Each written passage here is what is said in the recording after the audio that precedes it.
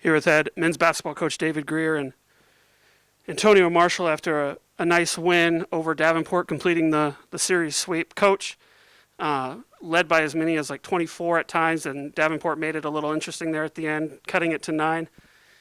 Credit to you guys. They hit the shots they needed to keep it from getting any closer than that. What were your thoughts from today's win?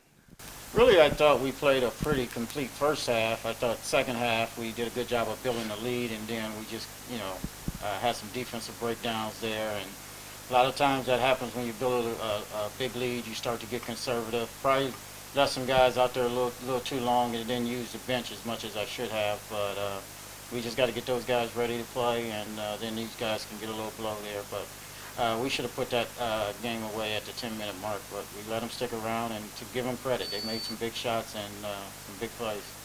Antonio, probably your best game as a Warrior, at least from an offensive standpoint. Had a nice block there on one of their big guys, too. Talk about kind of the all-around performance today from you. I played bad yesterday, so I got in foul trouble early yesterday, so I just had to come out with a different mindset and just play hard and just play through all adversity.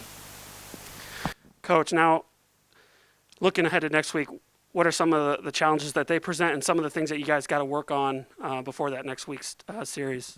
Really, this series was good for us because they had some big guys, and Northwood's got some size, so they'll pound the boards on us, and they'll run a ball screen controlled offense pretty much like Davenport did. So it was a good test for us, but we got to do a better job of rebounding. I thought Avery Lewis got a little outmatched there, but, he did a good job of trying to keep the big guy off the boards. But we got to do a better job of rebounding. And like I said, we just got to get some guys coming off the bench to give these guys a little bit of rest. And especially on that second game of that back-to-back is really tough. So we got to get some fresh guys ready to go.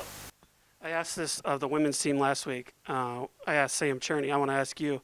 Talk about what it kind of feels like to play without fans. You guys kind of have to provide your own energy there on the bench.